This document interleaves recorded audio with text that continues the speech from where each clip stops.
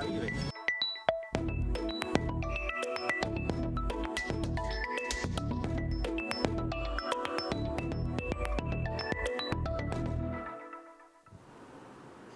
Muy buenas noches, estamos en una emisión más de Iniciativa Tepic, donde la ciudad se cuenta desde quien la vive.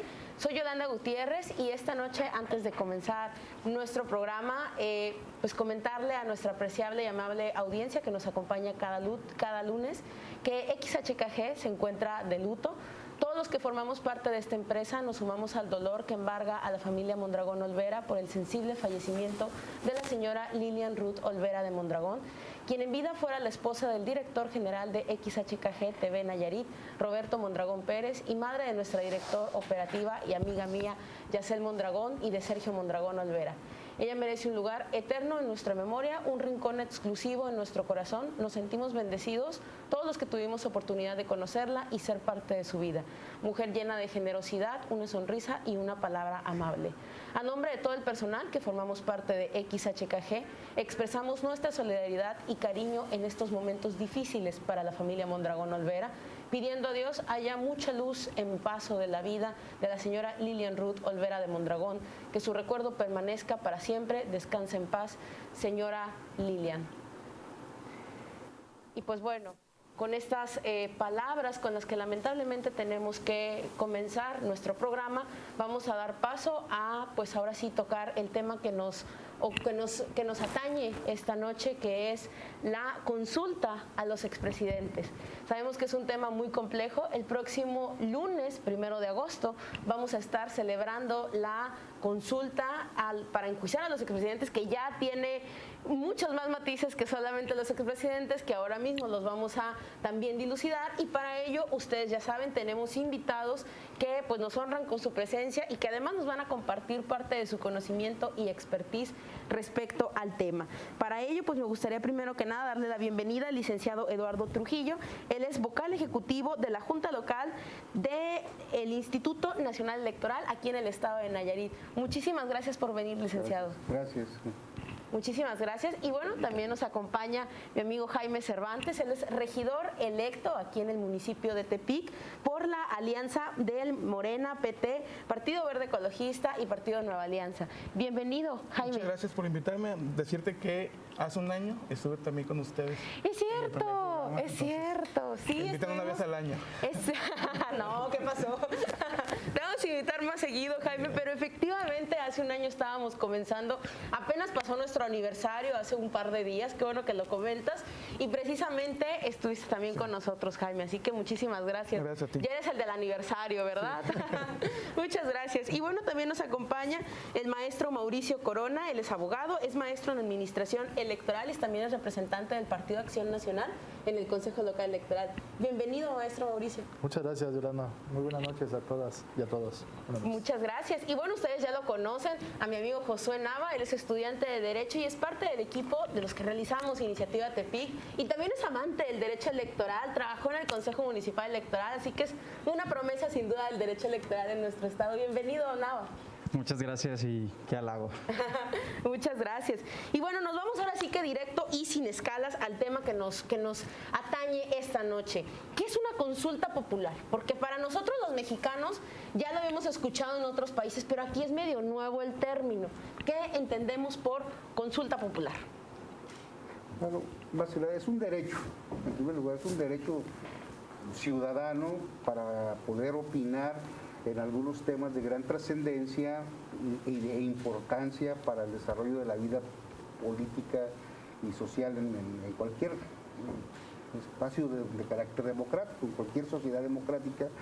En los Estados Unidos, por ejemplo, son muy comunes en cada una de las elecciones, pero lo vemos en muchos otros países como una práctica habitual. Aquí lo que tiene aquí de interesante en México es que es la primera vez en la historia nacional que se está convocando a un ejercicio de esta naturaleza, y en eso radica su importancia, su trascendencia. Vamos a estrenar el ejercicio del derecho a la consulta.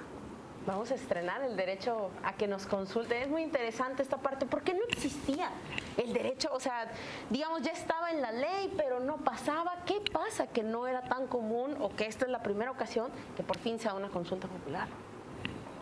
Bueno, el diseño normativo que da vida a esta consulta popular se da en la reforma electoral 2014, una reforma de gran calado que reconoce facultades al Instituto Nacional Electoral, reconoce derechos político-electorales dentro de las prerrogativas del ciudadano en el 35 constitucional y replica algunos modelos de mecanismos de participación ciudadana que ya se vivían en las entidades federativas en la Constitución Política de los Estados Unidos Mexicanos.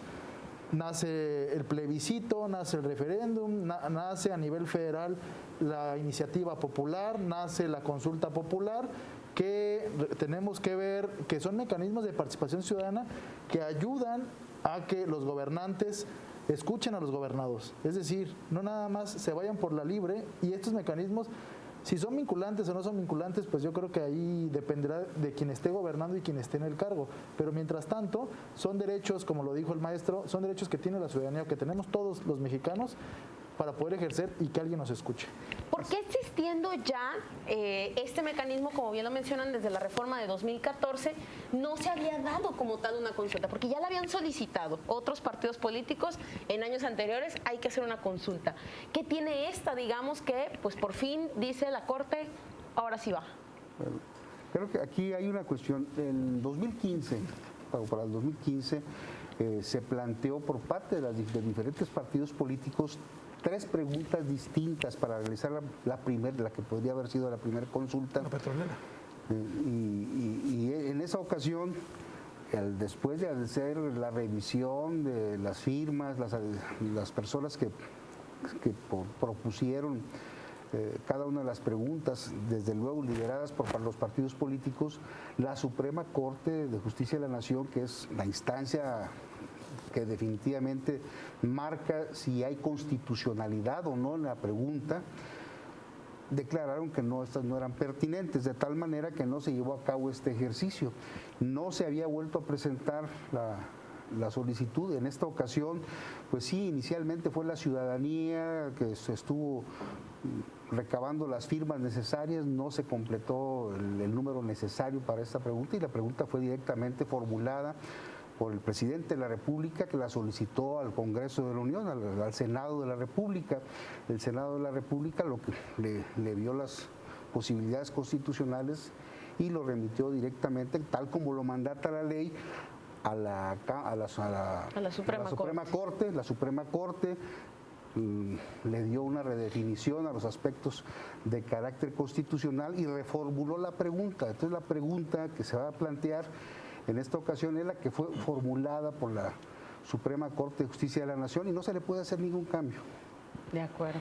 Bueno, Jaime. al final, muy al margen del tema legal, también es un tema del avance democrático. O sea, pasamos de una democracia delegativa a una democracia participativa. Que habrá que mejorar los mecanismos, habrá que mejorarlos. Muy al margen del 2014, pues hubo intentos en el tema de Atenco, por ejemplo.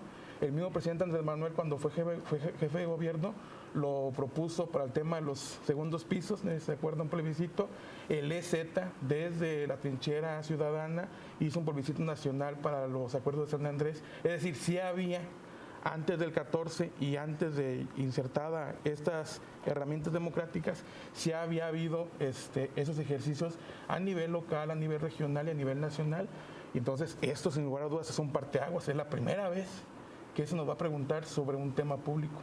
Yo creo que también parte de la voluntad política. No hubo voluntad en el tema de la reforma energética, que fue cuando se trató de consultar, por obvias razones. No estaba el régimen adecuado para ello, y no iban a permitir que la población opinara respecto a una reforma constitucional, una reforma estructural que venía ya de la mano con el Pacto por México. Entonces, también es un tema de voluntad, más que un tema legal. De acuerdo. Hay un tema interesante, se llama, o la gente le dice, la consulta a los expresidentes, ¿no? Ese es como el nombre, digamos, en la Vox Populi, así le decimos, ¿no? Pero me voy a permitir, para ustedes que me están leyendo y que me están viendo, decirles qué va a decir la pregunta, porque ni habla de los expresidentes. ¿O qué no va a decir? ¿O qué no va a decir la pregunta? Entonces dice, ¿estás de acuerdo o no en que se lleven a cabo las acciones pertinentes con apego al marco constitucional y legal para emprender un proceso de esclarecimiento de las decisiones políticas tomadas en los años pasados por los actores políticos, encaminado a garantizar la justicia y los derechos de las posibles víctimas? Entonces, ¿Es o no es para enjuiciar a los expresidentes? ¿En qué consiste esta pregunta o qué va a pasar, ¿no? Al final del día, si se dice que sí, si se dice que no. Pues sí, no. Al final de cuentas. Sí, no es para enjuiciar a los expresidentes. Sí, porque abre el panorama, lo amplía, porque al final de cuentas ese país tuvo un paso de la dictadura, perfecta o no, a un proceso democrático, y nos faltó revisar lo que pasó antes. Es decir, no tuvimos lo que tuvo Chile, lo que tuvo Argentina, lo que tuvo Colombia, lo que tuvo varios países de América Latina que pasaron en una ruptura de la dictadura a la democracia. No lo tuvimos nosotros. Fue un paso muy laxo, muy largo, pero habrá que revisar lo que pasó en el 88, lo que pasó en el Salinato, lo que pasó con Cedillo. Entonces, para vida de sanar las heridas que tiene ese país, que las tiene, y que las vimos reflejados en el 2018 con la votación. Entonces, sí y no. Sí, porque al final de cuentas van dentro y no, porque también abre la puerta para comisiones de la verdad. De acuerdo. Híjole, no, por favor, por favor. Bueno, nada más como comentario No, es que... es la mera buena pregunta. Pues nada más, es que desde el inicio la intención del presidente Andrés Manuel sí era que la pregunta llevara el nombre de los expresidentes, pero fue precisamente la Suprema Corte quien le dijo, ¿sabes qué? No puedes poner los nombres porque ya las estás haciendo muy personal y vamos a modificarla, le vamos a cambiar y ahora la vamos a dejar de esta manera, que ahí sí es donde se da el fenómeno que se dice, oye, es que la están dejando como muy ambigua, muy abierta, ¿no? Muy abierta. Sí. No pareciera, y esto lo pregunto para ustedes que son abogados, una servidora también, ustedes están más dentro del tema, ¿no pareciera como que votar no es como pues estar en contra de México, ¿no? O sea, es como que la pregunta de alguna manera pues es un sí inmediato porque pues a todos nos gusta la justicia, ¿no? Quiero pensar. ¿Qué opinan? A ver, creo que aquí hay una cuestión muy importante. Una es, ¿por qué no se formuló la pregunta tal cual se había enviado? O sea, porque se estaban mencionando nombres, o sea, tal cual, de personas y hechos concretos, y cosa que ya está normado que se debe de hacer en esos casos de acuerdo a nuestras leyes. Y eso pues no puede someterse a consulta, que el Ministerio Público, en caso de tener elementos, actúe en consecuencia cuando tiene conocimiento de que hay comisión de algún ilícito. Entonces las facultades establecidas, las facultades normadas, regladas, no pueden someterse a juicio, tampoco pueden someterse a juicio los derechos humanos. Entonces, ¿qué será la gran disputa dentro de la Suprema Corte? Eso, ¿no? Se hace, o sea, por oficio se tiene que actuar las autoridades y no tienen por qué andarse consultando. Lo que sí puede consultarse en este caso concreto son aquellas facultades que los órganos elegidos, vamos a decir, el Poder Ejecutivo y el Poder Legislativo, perdón, tienen, pero no reglamentadas, son sus facultades de carácter discrecional, aquellas facultades en donde dice, bueno, aquí podemos actuar, no los obliga el oficio, entonces, pero pueden hacerlo, como se dice, de manera oficiosa y poder investigar, indagar ciertas cuestiones en donde no tienen la iniciativa por parte de la ley que les obligue. Eso es por lo que está en juego en este caso con la pregunta. ¿Pero es necesaria la consulta para que se ejerzan este tipo de facultades? Bueno, depende quién la desea consultar y depende quién lo consulta, ¿no? Al final de cuentas, a ver, los mecanismos de participación ciudadana sirven para yo saber si a la ciudadanía le interesa lo que yo voy a hacer. En esta tesitura, el presidente de la República le está enfocado a conseguir un resultado, que lo más seguro es que lo consiga, independientemente si se da o no se da el 40%. Okay. Pero al final de cuentas tenemos la consulta popular de Dos Bocas, tenemos la consulta popular de La Gacera en Morelos, que independientemente que sin reglas o con reglas se llevaron a cabo, son mecanismos de participación ciudadana. A mí me tocó Yo viví en el año 2000 en la Ciudad de México cuando se pusieron el tema, cuando llega Andrés Manuel López Obrador a ser jefe de gobierno, establece y dice que él cada 2 años va a poner la revocación de mandato, ratificación Esa va a ser otro tema que ya le tocará también a él dice cada 2 años, pero aquí lo interesante es la fortaleza que se les da al Instituto Nacional Electoral y a los institutos estatales locales, porque hay una migración a partir de la reforma 2014, que tiene que ver que los institutos ya no organizan elecciones nada más, sino velan por los mecanismos de participación ciudadana. Eso es lo relevante de esta consulta. Sí, a lo mejor con reservas de dinero o haciendo gastos extraordinarios, el Instituto Nacional Electoral está llevando esta consulta. Creo que van a ser, bueno, es un tema aquí del maestro, yo no quisiera meterme ahí. Pero lo interesante es a quién le beneficia. Obviamente le beneficia al presidente de la República. ¿Es necesaria o no es necesaria la consulta? Y también para la gente que nos está viendo, ahí nos pueden dejar sus preguntas, ustedes ya lo saben. ¿Es necesaria o no es necesaria la consulta? Claro que sí.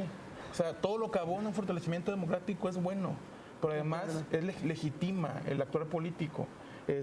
Hay que entender la génesis del presidente, hay que entender la cuarta transformación para entender por qué la pregunta. Es un presidente que ha sido acusado desde la oposición como un dictador suelo o que tiene tendencias a dictador. Entonces, imagínate un presidente que acusa a los que le antecedieron. ¿De qué lo van a acusar? Él ocupa legitimar sus acciones.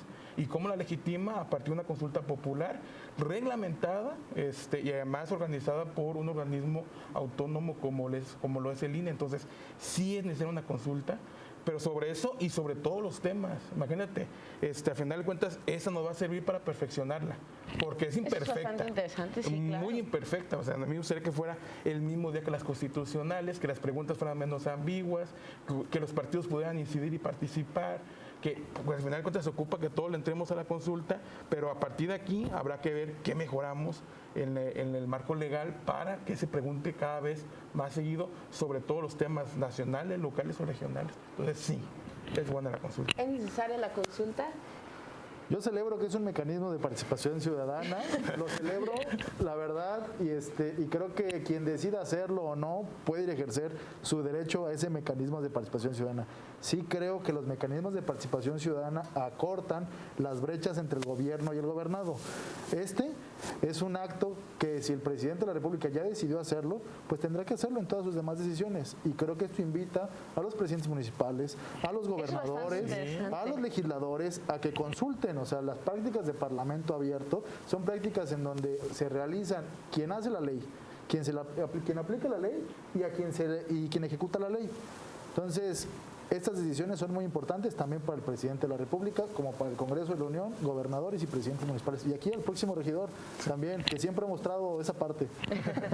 ¿Se pueden Es importante una cosa, o sea, todos los mecanismos de consulta y de participación ciudadana de tipo directo son buenos, son importantes. Es necesario que se fortalezcan. No es el único instrumento que ha aparecido recientemente en nuestra legislación. Yo en el año 2014 precisamente aplaudí las reformas, pero uno de los primeros mecanismos de participación ciudadana directa que se instrumentaron y que aportaron algo muy importante, pero que es detenido ahora por la falta de voluntad política, es por ejemplo la iniciativa popular, que aparecieron simultáneamente en 2015, todo el tema de la lucha y el combate a la corrupción, el sistema anticorrupción en México, la modificación del INAI, inclusive la creación de las declaraciones 3 de 3, se debieron a una iniciativa realmente ciudadana. O sea, la capacidad de que por las firmas ciudadanas obtenidas se tuviera una iniciativa de ley que no fuera presentada por ningún diputado de ningún partido. Eso ahí fructificó. Pero ¿qué pasa con el Sistema Nacional Anticorrupción que ahora no se ha querido echar a andar? Entonces es importante ver cómo algunos mecanismos de participación ciudadana son bien vistos por algunos actores políticos y otros no. Yo creo que todos tienen la atribución de perfeccionar aquellas imperfecciones, valga la redundancia, que tiene la democracia representativa. Y es ahí a donde tenemos que enfocarnos, donde se exista y se sienta por parte de la sociedad y que ésta se organice para decir yo quiero esto, no que se le imponga desde arriba, pregunta esto, haz aquello. Creo que si la ciudadanía se organiza y surgen cualquier número de propuestas, sean de consulta, ¿no?, de iniciativa popular, pero que provengan realmente de grupos organizados de la sociedad civil, eso es lo que va a fortalecer nuestra democracia. Lo demás puede ser manipulación. Claro que sí. Muy bien, hay una pregunta de aquí del público que nos preguntan que es interesante, ¿no? Y dicen, ¿hay que votar para que los metan a la cárcel? Imagino se refiere a los expresidentes. Entonces, hay que votar, o sea, ¿qué pasa si no votamos? ¿Ya no se hizo la justicia? ¿Es una puerta para la impunidad o no? Buena pregunta. No, al final de cuentas lo que va a pasar es, yo auguro que va a ganar el sí. Lo que no auguro es que la participación sea el 40% para que sea vinculante, pero eso obliga al Estado mexicano a que tome cartas en el asunto, en el tema de los expresidentes, pero en todos los temas en general. Está el tema de Ayotzinapa, por ejemplo, habrá que entrar, está el tema de los desaparecidos, el tema de la guerra contra el narco. Entonces, yo creo que sí va a ser un parteaguas. ¿Por qué? Porque va a ser un clamor popular de exigimos que se revise el pasado, pero también genera un precedente para el actual, que en un futuro también puede pasar. Sí, claro, incluso de su mismo gobierno actualmente, Así ¿no? ¿Es necesario, hay que ir a votar para que los metan a la cárcel a los expresidentes? Pues, O a los actores políticos. No es el objetivo ni la consecuencia de esta consulta. Eso es importante aclararlo para Sí, la ciudadanía. No se trata de meter a la cárcel a los expresidentes, porque creo no que es esa aquí la cuestión es si hubo irregularidades durante sus regímenes, pues hay que especificar cuáles han sido de trascendencia y qué se puede hacer, no para evitarlos, porque quizá ya cometieron lo que cometieron y las leyes pues tienen también su vigencia, pero por ejemplo, si son delitos que se pueden volver a cometer por alguien en el futuro, pues por lo menos que el legislativo asuma su parte y diga, oye, estos delitos no deben de prescribir. Por ejemplo. ¿Para qué? Pues para que exista una reconciliación social y digan, bueno, ya sabemos que en lo futuro no va a volver a suceder este tipo de cosas. Lo mismo sucede con las comisiones de la verdad o con los nombramientos de fiscalías especializadas para investigar asuntos específicos que causaron víctimas y agravios fuertes a la sociedad, como el caso de los Ayotzinapa, de los 43 de Ayotzinapa. O sea, ese tipo de cosas es en donde va a terminar, en su caso, de dar como consecuencia el sí, si la gente opta por esta parte. Es importante señalar una cosa, y yo lo digo porque ayer estaba escuchando a un académico decirlo, que se ocupaba el 40% de participación en un sentido o en el otro para que este fuera vinculante, lo cual no es cierto. Es el 40% en global. ¿Es muy alto, licenciado? No es muy alto. Lo que está siendo alto en términos de las expectativas del momento. Acabamos de salir de una elección intermedia, muy exitosa, por cierto, la que se ha tenido mayor participación ciudadana en muchos años, superó el 50%, normalmente ninguna supera el 50% de las elecciones intermedias. Pues en esta ocasión se llegó al 53%. Sí, por la homologación también influyó, pues puede ser muchas causas, pero sí tenemos eso. Lo que tenemos en contra ahora es el problema del COVID. Y eso estamos en medio el día de hoy más de 400 contagios, que híjole, qué cosa tan lamentable. Más ahora, bueno, que hay que ir otra vez, hay que aglomerar y demás, ¿no? Pero yo para antes, dime. Es que más allá de si ya prescribieron o no, el tema es aceptar que hubo delitos, que hubo malos actuares. O sea, el Estado mexicano debe aceptar que pero eso, cometió errores. pero eso no lo puede decidir. O sea, Cometió errores. yo no lo puedo Bueno, decidir. a partir de una investigación. O sea, a partir de una bueno, investigación. pero la investigación El tema es depende que- del Ministerio Público, de los contralores, tema político, del sistema. Bueno, insisto, hay un tema es que político. si me vas a juzgar por mi ideología política, pues yo creo que vamos a terminar nadie juzgados habla de todos, libertad ¿no? político. El tema es que el Estado mexicano debe de atender lo que ya pasó y decir, sí, se cometieron errores y a partir de ahí entonces entrar a una sanación nacional, por así decirlo. Pero si no aceptamos, o sea, es momento que no se acepta todavía, me voy a ir muy lejos, el 68. El Estado mexicano no acepta que mató estudiantes, cuando es un tema ya estudiado. ¿Y por ya qué el presidente de la analizado. República no ha salido a decir que es cierto? Bueno, ¿y por qué el régimen pasado no salió a decir? Oigan, a mí, para ir puntualizando, precisamente esta parte de si ya se sabe, si no se sabe, en este punto, en este momento, si el presidente, si incluso contrarios, quien sea, ¿no? Yo, Yolanda Gutiérrez, tenemos pruebas de que hubieron decisiones políticas que afectaron, que dañaron directamente a la nación, podemos irlas a presentar y bueno, que como tal la consulta deje de ser necesaria o se necesita la consulta o por qué no se están presentando directamente, digamos, estas pruebas. Ya lo hablamos, es un tema de legitimación. O sea, está, por Ok. ejemplo, el tema de la guerra sucia, que mató a muchos líderes sociales en Guerrero, Oaxaca, Michoacán. Es un tema que todavía cala. Entonces habrá que entrarle, pero parte de la aceptación y eso parte de una legitimación de acciones políticas. Entonces, O sea, hay la que- consulta es para legitimar, Así digamos, es. el por lo menos yo sí actuar la de veo. la sociedad. Yo sé que los jurisconsultos lo verán de otra forma, yo lo veo un tema de legitimación del actuar Tú político. eres politólogo, hacemos- Sí, es que hablar de legitimaciones es para quienes estén en funciones, no para todo el régimen. ¿Qué pasa?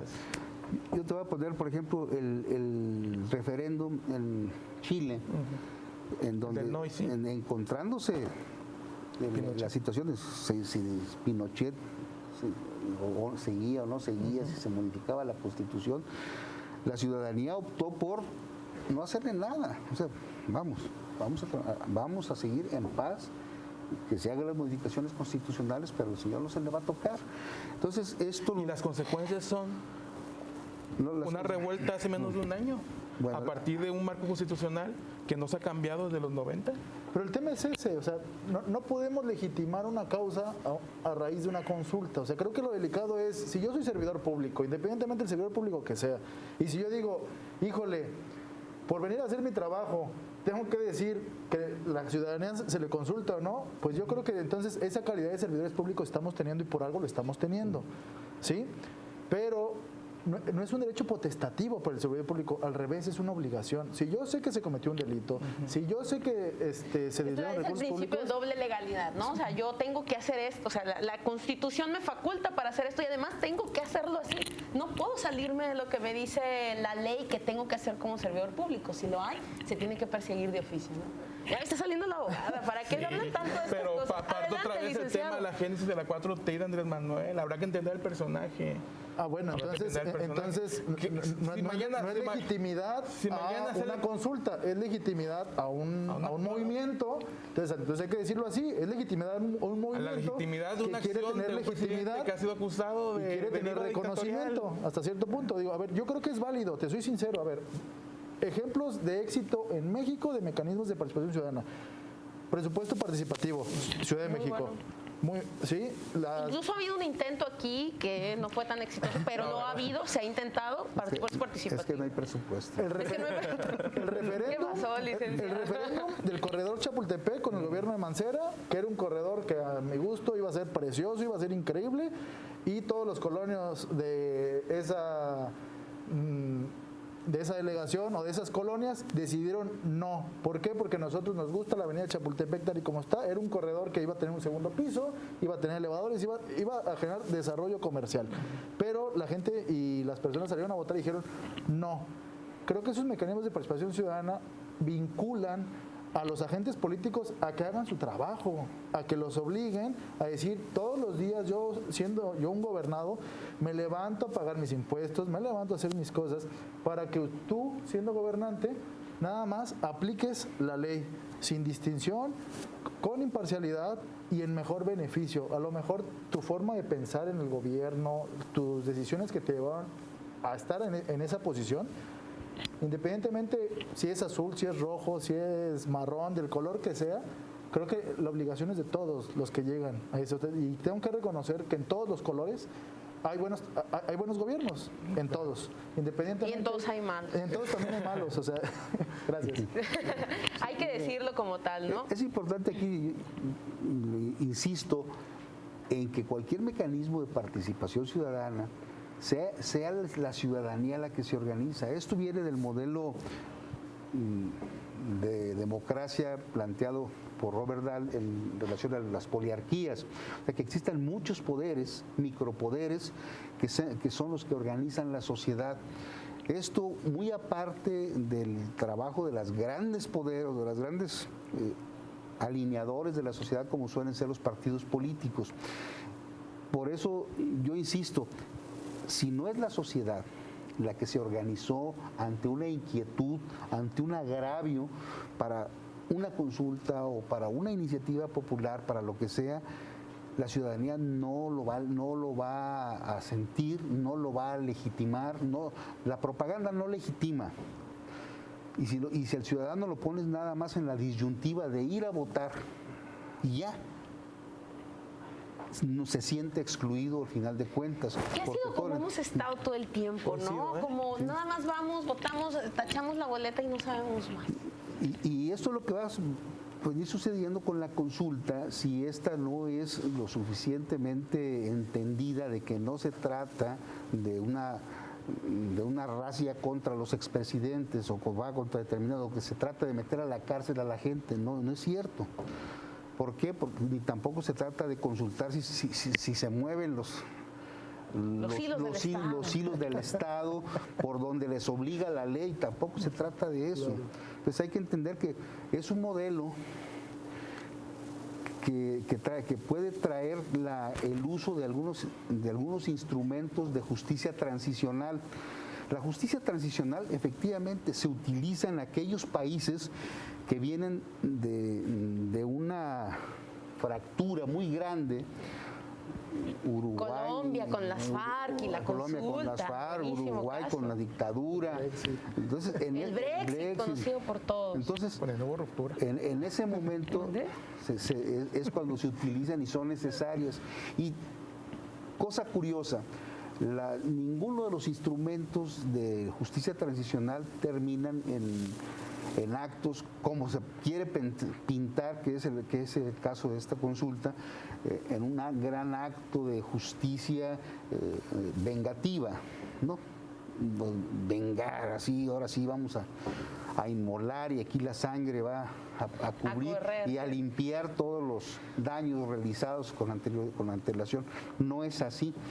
Los modelos de justicia transicional normalmente son muy moderados, tratan de llevar a la sociedad al entendimiento, a acabar con la desunión y ahora sí que borrón y cuenta nueva, hacia adelante. Y es lo que han hecho la mayoría de las sociedades. También estaba recordando el plebiscito también en Uruguay por enjuiciar a los coroneles, ¿o no?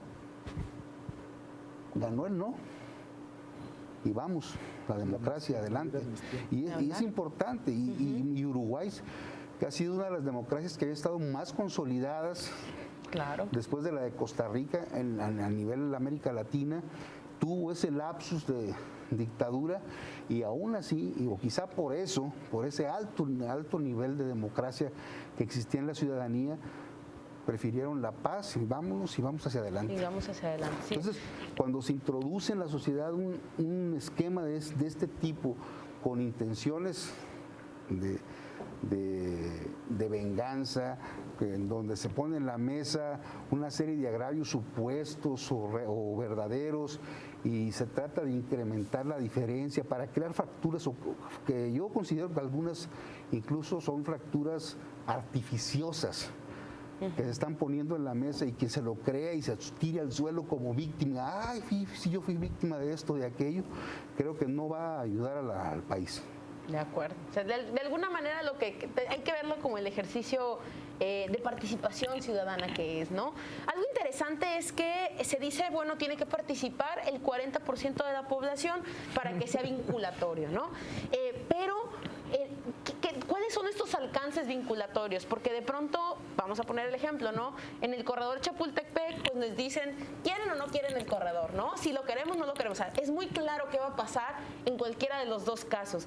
¿Qué vamos a esperar nosotros como mexicanos si se vota el sí y el 40%? Vamos a empezar a ver juicios, vamos a empezar a ver al menos investigaciones, declaraciones, ya lo mandaron llamar de la Procuraduría, para que de alguna manera los mexicanos digamos, sí, valió la pena nuestra participación. ¿Qué esperamos nosotros como mexicanos? Híjole, esa pregunta también yo me la hago, fíjate. Bueno, yo le pregunto a los que saben. ¿Qué esperaremos? ¿Qué esperamos?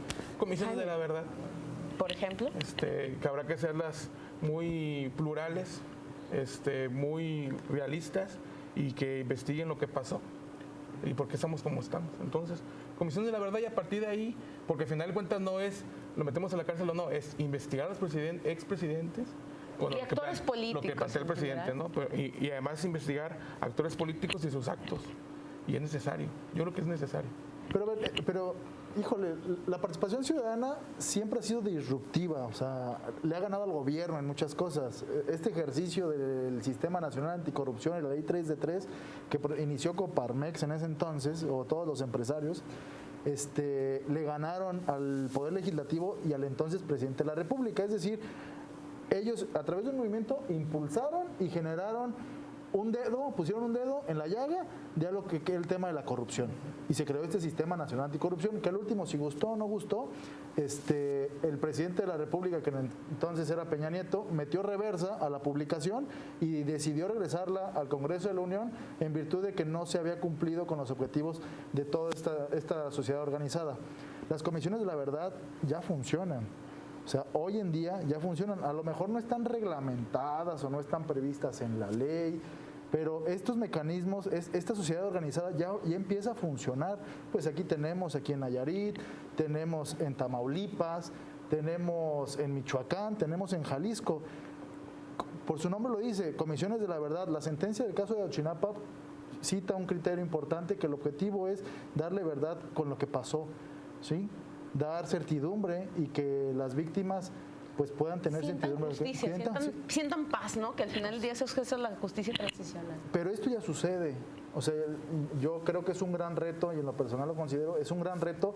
¿Qué va a pasar después de la consulta? Porque independientemente o no, va a haber un porcentaje de la población, si vota o no vota el 40% por el sí o por el no, independientemente, va a haber un porcentaje de la población que va a querer ser representada. Y creo que de manera personal ahí existe la vinculación, independientemente sea el porcentaje que sea, porque si yo soy gobernante y no escucho por lo menos al 2% de mi población, entonces ¿qué quiere decir a quién estoy escuchando? ¿Hay se pueden hacer actos de campaña? ¿Estamos ahorita en una campañita o no? Porque vemos que nos están diciendo que se tiene que hacer, o sea, si nos invitan a votar, pero ¿hay campaña o no hay campaña? ¿Se puede hacer o no se puede hacer la campaña de difusión que legalmente, de acuerdo al artículo 35, le corresponde al Instituto Nacional Electoral hacerla, es lo que se está haciendo. Si otros actores pueden invitar a la gente a participar, sí. Definitivamente esto no está a discusión. Puedes invitar a la gente que participe, pero lo que no se vale es inducir, y mucho menos al sí o al no.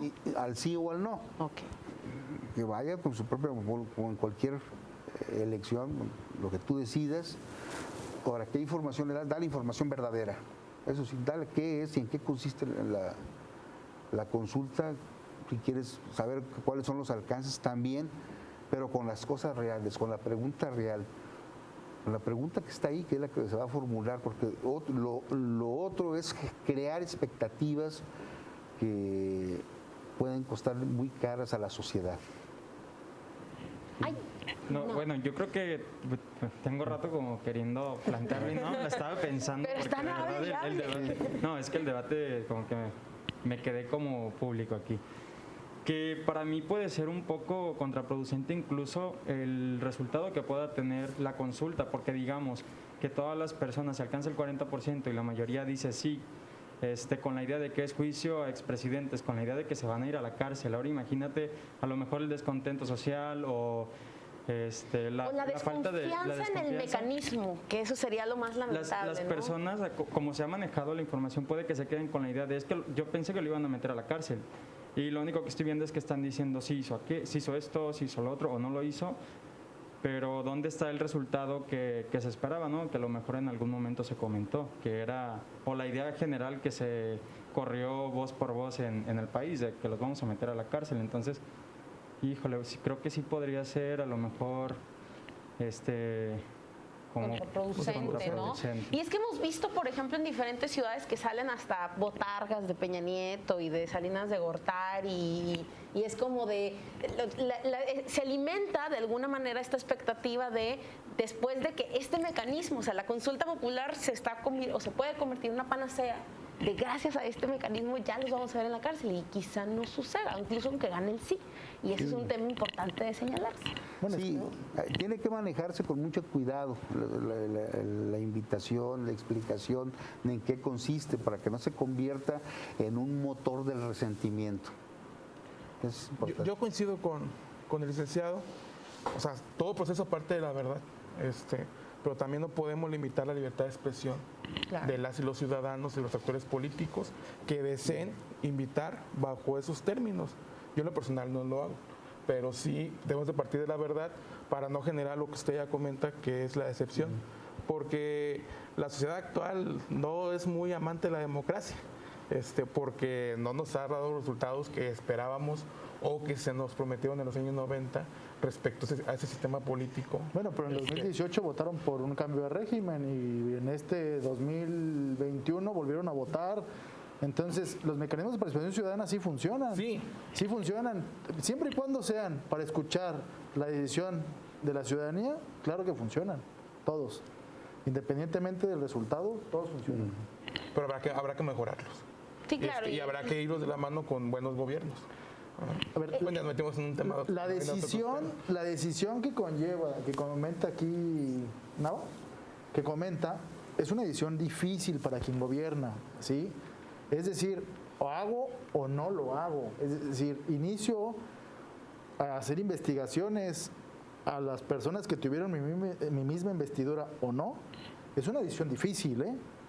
Que independientemente de lo que decida hacer días después de la consulta, va a ser un parteaguas, va a haber un antes y un después, si lo hace o si no lo hace. Pero esa decisión no dependerá de ninguno de nosotros, dependerá quien lleve las riendas del Poder Ejecutivo. Incluso lo que ocurrió en Perú, y me voy a tomar la libertad de decirlo, que bueno, a algún presidente se le ocurrió enjuiciar al anterior y pues después lo enjuiciaron a él y después el otro que llegó enjuició al anterior y entonces se hizo una cadenita pues una cadenita tóxica, digámoslo, de enjuiciamiento de expresidentes y hasta uno se mató y bueno. ¿Qué pasó aquí con los gobernadores, no? Que también Se rompió está el pacto de pasando un impunidad poquito.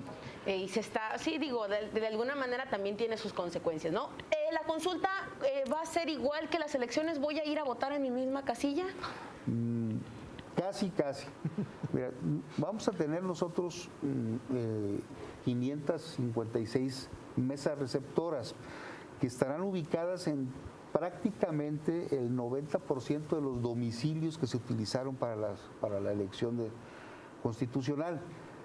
¿Qué quiere decir esto? Bueno, los domicilios que se tuvieron, en ellos se instalaron 6, 4, 8, hasta 8 casillas y por eso podemos disminuir con mesas receptoras que pueden recibir hasta 2,000 votos y que pueden estar 2 o 3 también en cada uno de esos domicilios para que la gente de las secciones aledañas, habrá algunas secciones, puedan ir a ese lugar y ahí pueden depositar su voto por la consulta, su respuesta. Se está cubriendo todo el territorio del Estado, no hay municipios que no estén contemplados. Lo que hicimos es pues tratar de no tener tantos domicilios, por ejemplo, donde haya domicilios particulares, esas cosas. Vimos la manera de evitarlos al máximo para que no hubiera mayor problema. Tienes que hay que consultar desde luego el mismo mecanismo de consulta a tu casilla, que ahora consulta tu mesa receptora, pero es el mismo sistema que podríamos hablar a INETEL 01800 433 2000. o en la página web del INE también puedes ver en dónde se ubica. Eso sí, tomando en consideración la sección electoral, automáticamente te da el domicilio de donde se ubica. También hay un mecanismo Inés, es un chatbot que se generó también para la elección constitucional y que también en esta ocasión puede servir tanto para interactuar a través de WhatsApp con el chatbot Inés, que se puede descargar con el código QR, está en la página del web del instituto y también en las páginas Facebook de cada una de las juntas locales y distritales que tiene el INE en el país. Se puede descargar y ahí puedes verificar, dándole el número de sección, en qué domicilio está la mesa receptora que te toca. Entonces, si vemos esto, 556 mesas receptoras con 2,000 boletas o hasta 2,000 boletas que pueden tener, estamos hablando de más de 1 millón de boletas disponibles. Obviamente no va a haber más de 1 millón, habrá 998,000 y fracción, que es lo que hay en el padrón electoral del Estado. O sea, todo el mundo tiene la oportunidad de que ahí está su boleta. Es cosa de que vaya podemos ir a votar y poder ir a votar. De acuerdo. Igual, en el horario, los funcionarios estarán desde las 7:30 de la mañana instalando la mesa receptora, ubicando quién llegó, que sean los nombramientos y contabilizando nuevamente las boletas, las papeletas, para que a las 8 en punto se pueda iniciar a recibir ya la participación ciudadana. Estarán funcionando hasta las 6 de la tarde normalmente, si ya no hay ciudadanos que quieran emitir su respuesta. Pero si los hay a las 6 de la tarde, estos podrán pasar y también emitir su voto, o sea, igual que en la jornada electoral.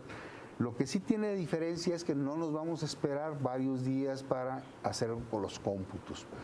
Nosotros iniciamos inmediatamente que llegue el primer paquete en cada uno de los consejos distritales del Instituto Nacional Electoral, a cada una de las juntas. En ese momento, porque no hay PREP, se va a estar haciendo no se va a poder estar checando se revisa si viene bien el acta, sin que no genere ninguna duda sobre el resultado asentado en la misma, pues se contabiliza, se introduce en el sistema, ya forma parte del resultado, con su imagen. Si hubiera duda, inmediatamente se pasa a recuento, para que se haga en ese momento. ¿Se pueden hacer actos de movilización? Perdón que lo pregunte así tal cual, ¿no? Pero es para saberlo como... Sí, o sea, se puede llevar, vamos todos a votar, vamos. Legalmente no. Ok. Es un delito. Porque es algo muy, digamos, es común en las elecciones que... Lo contesto como dos cosas. Legalmente no, como potencia, pues sí. Es un acto que potencialmente se puede hacer, pues lo hacen, ¿no? Pero legalmente no es legal, no se puede andar acarreando. En este proceso no participan los partidos políticos. En este proceso no participan los partidos políticos, o sea, ahí el motivo de... Bueno, no participan los partidos políticos, no están representados en las mesas receptoras de casilla y en mesas receptoras de consulta popular, y eso también pues le da otro cariz a la situación, porque eso también nos permitió compactar los espacios, o sea, en un menor espacio para poner las mesas receptoras y que de esa manera no saturar los espacios con tanta gente en prevención también de la pandemia del COVID, porque tendremos todos los protocolos semejantes a la consulta, a la elección. Y en lugar de 2 personas al interior de la casilla podrán ir votando de 5 en 5. Una diferencia muy importante es que el ciudadano se identifica, se le ubica en la lista nominal, se le entrega su boleta única e inmediatamente se marca su credencial y se le entinta y pasa a la mampara a cruzar su voto, lo deposita y sale. Va a ser más rapidito. Va a ser más rápido. Muy bien. Pues hemos tenido muchísimos comentarios. Muchísimas gracias por todas las personas que están participando. Y bueno, esperamos también haber resuelto ya parte de las dudas. Ya nos lo comentó también aquí el vocal ejecutivo. Estamos muy sobre tiempo, pero ustedes ya saben que no nos vamos sin hacer nuestra sección de a favor y en contra, donde sacamos las grandes conclusiones de nuestro programa. Entonces, ya les comenté al principio del programa, yo les hago preguntas muy sencillas. Ustedes dicen si están a favor o sí o no con su dedo pulgar, ¿no? Si hay alguna cuestión de imparcialidad, lo perdonamos, licenciado vocal, pero muchas son cuestiones muy generales, ¿no? Entonces, no hay ningún esperamos no contravenir con ninguna disposición legal ni mucho menos, ¿no? Entonces, bueno, primera pregunta, ¿van a ir a votar este 1 de agosto en esta consulta popular? Muy bien, de acuerdo. Frente a la tercera ola del COVID, ¿es prudente invitar masivamente a votar? ¿A favor o en contra? Con las medidas, sí. Pues con las medidas. Bueno, masivamente es Masivamente no. Todos. Masivamente, con sana distancia. Con el protocolo. Todos, ¿no? Ese es masivamente. Muy bien. ¿Es necesario el apoyo popular para emprender acciones legales contra expresidentes? Muy bien, de acuerdo. ¿Y el sistema político electoral dificulta la realización de consultas populares? Sí. Sí, pero ¿cómo lo digo? Sí. Sí. De acuerdo, muy No, no bien. estoy de Bueno, acuerdo que lo haga. con esas preguntas ya casi nos vamos. Me gustaría nada más, pues ahora sí que si nos podemos encontrar en algún lado, si ustedes tienen algún mensaje final que decirle a nuestra audiencia, en un breve mensaje, pues les dejo ahora sí que la palabra. Licenciado Eduardo Trujillo. Bueno, creo que he hecho poco uso de la voz en ese abundamiento. Bueno, pues yo más que nada para invitar a la ciudadanía a que aproveche esta oportunidad. Es la primera oportunidad que tenemos de ejercer nuestros derechos en una consulta popular y por eso es importante que se participe. Puede tener infinidad de errores, infinidad de imperfecciones, pero ese es el objetivo también que permita ver qué es lo que tiene que perfeccionarse también del mecanismo de consulta ciudadana, no nada más de la pregunta, ¿no? Sino de todo nuestro sistema de democracia directa en este caso, ¿qué tendría que mejorarse? Es importante. Y si hay una participación importante de la ciudadanía, pues las cuestiones que requieran mejora regulatoria pues tendrán que aparecer. De acuerdo. De ahí que es importante. Muchísimas gracias, licenciado Eduardo Trujillo, regidor. Dime, Jaime, agradecerte la invitación primero porque... Ya nos tenemos que despedir. Nos están guardando. Muchísimas gracias. Una disculpa. Muchísimas gracias, Jaime, licenciado Mauricio Nava y por supuesto licenciado Eduardo Trujillo. Estamos un poquito sobre tiempo, pero es que el debate fue tan bueno. Entonces, muchísimas gracias por habernos seguido en esta transmisión de Iniciativa Tepic. Ustedes saben que aquí pues tratamos de tener todos los temas y de hablarlos así, ¿no? Con toda la claridad, con toda la transparencia que requiere y que merece cada uno para que la ciudadanía pues conozca tranquila y pueda participar si quiere participar. Nos vemos la próxima semana, el próximo lunes, aquí en Iniciativa Tepic. Soy Yolanda Gutiérrez, un gusto tenerlos con nosotros. Que tengan bonita noche. Iniciativa Tepic. La ciudad se cuenta desde quien la vive.